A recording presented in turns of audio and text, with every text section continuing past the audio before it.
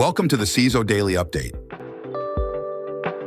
Kansas City system providing roadside weather, traffic info taken down by Cyberattack. Last week, a cyberattack took down the Kansas City Scout system, disrupting real-time weather and traffic information services vital for drivers during dangerous storms. The outage was confirmed as a cyberattack and affected all systems, including traffic cameras and message boards. As efforts to restore service continue, drivers are urged to navigate based on current road conditions. The incident reinforces the vulnerability of critical infrastructure to cyber threats, with this incident occurring amid a weekend of deadly storms in the region. Philadelphia Inquirer struck by cyberattack. The Philadelphia Inquirer disclosed a cyberattack affecting over 25,000 readers. Unauthorized access between May 11th and May 13th, 2023 led to the copying of certain user files including financial and account information. While no evidence of misuse has been found, the newspaper is offering affected individuals free credit monitoring and identity theft protection services for 24 months as a precaution. Established in 1829, the Inquirer is one of the U.S.'s oldest daily newspapers, with a daily circulation exceeding 60,000 copies. Change Healthcare hacked using stolen Citrix account with no MFA. Change Healthcare fell victim to a ransomware attack orchestrated by the Black Cat gang, exploiting a Citrix account lacking multi-factor authentication. United Health CEO Andrew Whitty's testimony spoke to the matter and provided details on the attack and the impact, which included extensive operational disruptions and financial losses. Attackers accessed the network for 10 days before encrypting systems and exfiltrating corporate and patient data for extortion. Despite paying a ransom, Whitty described the decision as one of the hardest he had faced. Remediation efforts included system containment, extensive IT replacements, and rebuilding core services. While some data leakage occurred, no evidence suggests the compromise of comprehensive medical records or doctors' charts.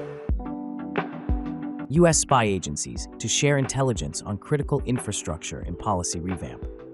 President Joe Biden is expected to sign a revised policy to enhance intelligence sharing between U.S. intelligence agencies and critical infrastructure owners and operators. This move comes amidst a surge in cyberattacks targeting critical systems like water treatment facilities and the electrical grid. The updated directive addresses technological and geopolitical changes that have altered the threat landscape. It clarifies the roles of agencies like the Cybersecurity and Infrastructure Security Agency and emphasizes resilience in the face of evolving threats. Despite calls to designate the space industry as critical infrastructure, the administration has decided to maintain the existing 16 sectors. Google blocked 2.3 million apps from Play Store last year for breaking the G law. Google's enhanced security measures and policies enabled it to block a staggering 2.3 million potentially malicious Android apps from being published on the official Play Store last year, marking a significant increase from the previous year. The tech giant also took down 333,000 developer accounts and rejected an additional 200,000 apps for improperly handling sensitive permissions. Key initiatives included updated rules governing AI apps, notifications, privacy, and account data deletion, as well as stricter developer verification and testing requirements. While not infallible, as evidenced by past incidents of malicious apps slipping through, Google attributes this improved policing to investments in advanced machine learning, app review processes, and its commitment to upholding stringent security standards in line with regulations like the EU's Digital Services Act. Millions of malicious Imageless containers planted on Docker Hub over 5 years. Cybersecurity researchers uncovered multiple campaigns targeting Docker Hub by planting millions of malicious Imageless containers over the past 5 years. These containers, devoid of actual content, serve as landing pages, redirecting users to phishing or malware hosting websites. 3 main campaigns have been identified: downloader, ebook phishing, and website redirection. The malicious payload delivered via these campaigns poses a significant threat, with users having limited means to protect themselves. As threat actors continue to exploit open-source registries like Docker Hub, developers are urged to exercise caution when downloading packages to mitigate supply chain attacks. New Latrodectus malware attacks use Microsoft Cloudflare themes. The Latrodectus malware, associated with the developers of Iced ID, is now being distributed via phishing campaigns using Microsoft Azure and Cloudflare themes to appear legitimate and evade detection. These emails, distributed through reply chain phishing, contain PDF attachments or URLs, leading to a fake Cloudflare CAPTCHA, concealing JavaScript files that download the Latrodectus malware. Once installed, it drops a DLL file, enabling malicious activity in the background and potentially leading to further malware infections or network breaches.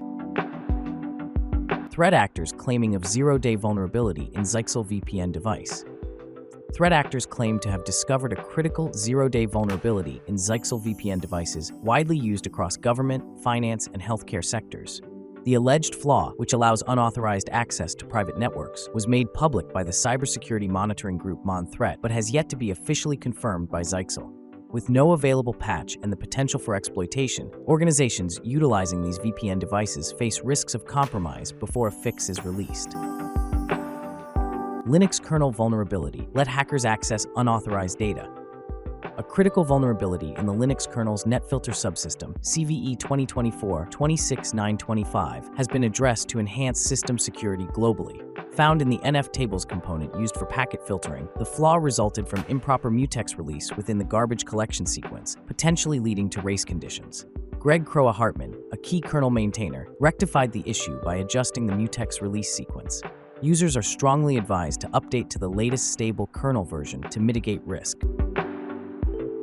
Ransom payments surged by 500% to an average of $2 million. According to Sophos' State of Ransomware 2024 report, ransomware demands and payments have increased in the past year, with the average ransom payment surging by 500% to $2 million per incident. About 63% of ransom demands exceeded $1 million, with 30% demanding over $5 million. Smaller organizations with under $50 million in revenue accounted for 46% of seven-figure ransom demands. While some victims negotiated lower payments, 94% of paid ransoms matched the initial demand on average. Insurance providers funded nearly a quarter of all ransom payments, as recovery costs excluding ransoms averaged $2.73 million. DHS, CISA partner to secure critical infrastructure in the age of AI. The Department of Homeland Security, collaborating with the Cybersecurity and Infrastructure Security Agency and Countering Weapons of Mass Destruction Office, unveiled a comprehensive strategy to secure critical infrastructure against emerging AI threats. This multi-pronged approach includes guidelines for categorizing AI risks to infrastructure across attacks using AI, attacks targeting AI systems, and AI design flaws, and proposes mitigation through governance, mapping, measurement, and management. Additionally, DHS analyzed AI misuse for developing chemical, biological, radiological, and nuclear threats, and established an AI Safety and Security Board, AI Roadmap, and AI Core to bolster expertise. Ransomware rising despite takedowns, says Corvus report. Despite recent takedowns of ransomware groups like Lockbit and Black Cat, Corvus Insurance's latest report reveals a 21% increase in ransomware activity in Q1 2024 compared to the same period last year. The void left by takedowns has been swiftly filled by new ransomware gangs, resulting in the highest activity ever recorded for a first quarter.